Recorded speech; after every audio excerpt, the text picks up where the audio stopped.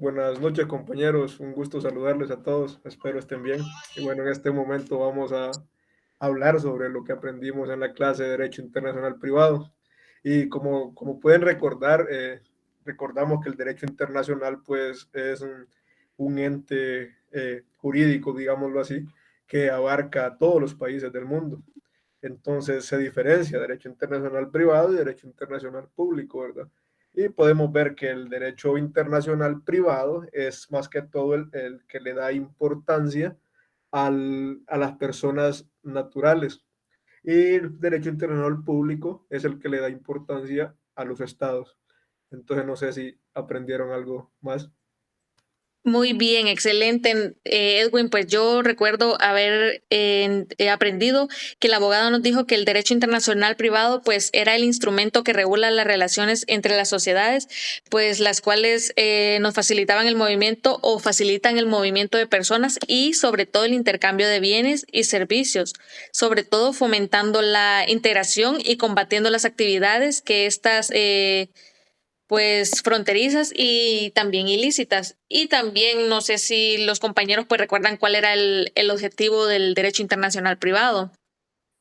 Buenas noches, compañeros. Bueno, pues yo recuerdo, ¿verdad?, acerca del tema que están tocando, que el derecho internacional privado regula las relaciones entre particulares y extranjeros, ¿verdad?, de forma privada. Es decir, que las personas llevan a cabo estas relaciones jurídicas y el Estado no interviene en lo que es de forma privada, ¿verdad? Con un abogado, por así decirlo, etcétera. Y pues hablamos sobre la finalidad del derecho internacional privado, nos referimos al Código Bustamante también, solamente de ese tema, ¿verdad?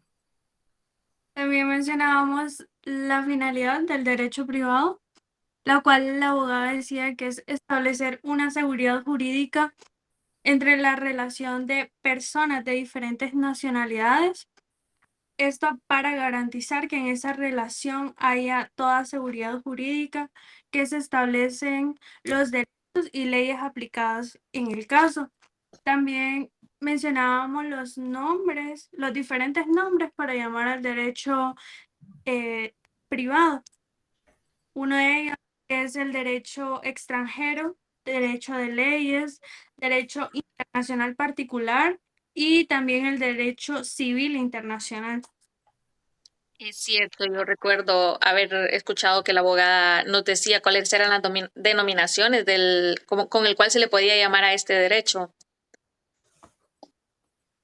Así es. Más que todo también se le llamó en la antigua Roma el derecho de gentes o ius gentius. Jus Y asimismo gentium. también vimos la diferencia entre el derecho internacional privado y el derecho interno, ¿verdad? El derecho internacional privado, ya nos decía la abogada, que regula las relaciones entre particulares, y el derecho interno es el que regula las relaciones entre un Estado y sus ciudadanos.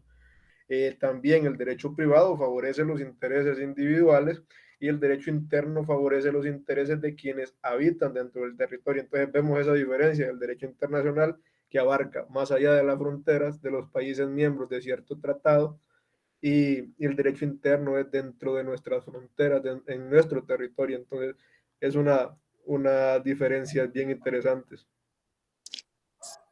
¿Se acuerdan, verdad, de una tarea que nos dejó la abogada del caso Kandinsky? ¿Cómo nos dio guerra ese caso? Averiguando, leyendo quién era Kandinsky y que la pintura.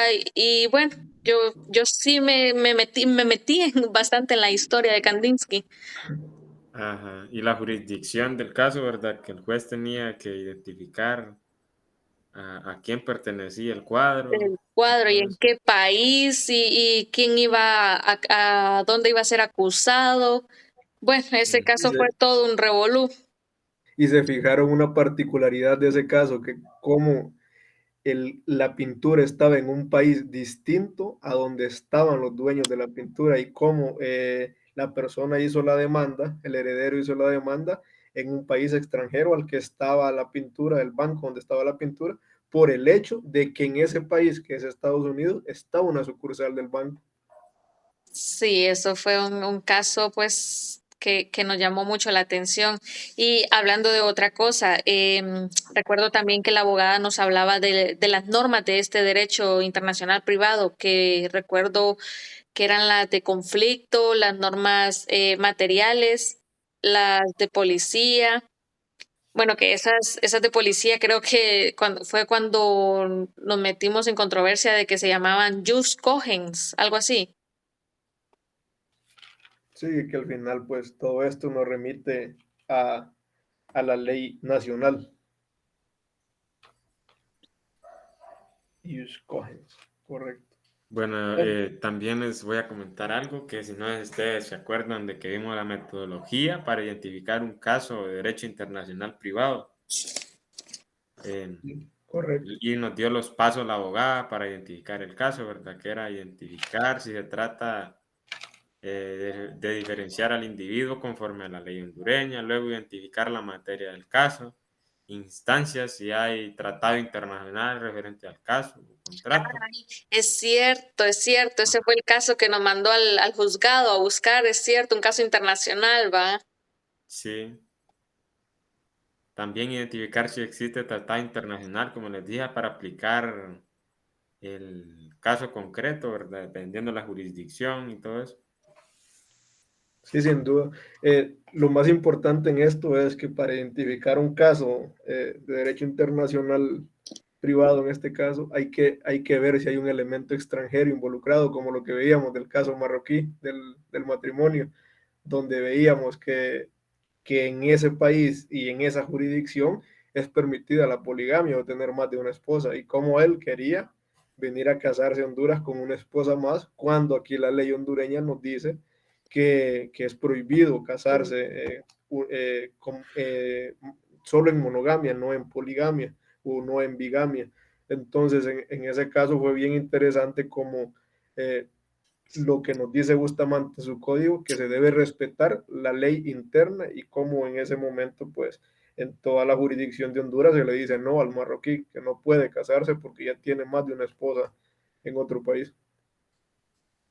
Es cierto que el código de familia lo prohibía, ¿verdad? Así es el Código Civil de Honduras también. Bueno, También, si recuerdan, hablábamos sobre los principios, las reglas del derecho internacional privado. Que un principio más mencionó el abogado fue del lex recitae, que significa que los bienes muebles o inmuebles se rigen por la ley del lugar. También teníamos el principio del lex fori, que dice que los procesos judiciales y sus incidencias, cualquiera que sea su naturaleza, se tramitarán con arreglos a las leyes procesales del Estado. Otro principio que recuerdo es la territorialidad de la ley penal.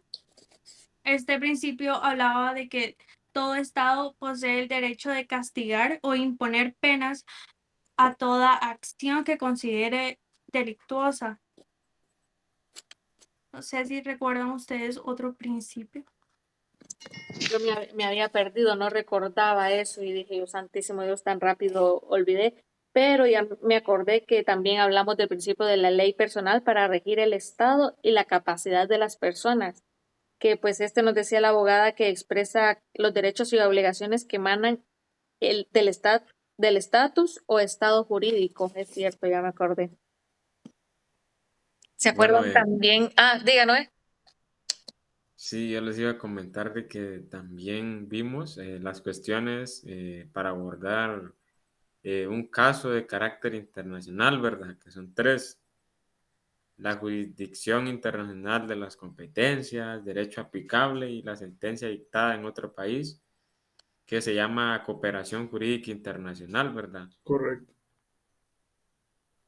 ¿Se acuerdan en el examen también que nos puso una pregunta? Parece que eran las características del derecho internacional privado, que ella trató como de poner una trampita en esa pregunta. Ah, Ujú. sí, nos hablaba que es un derecho positivo, porque sus normas son ciertas y verdaderas, porque las emiten los estados, ¿verdad? También nos hablaba que es un derecho nacional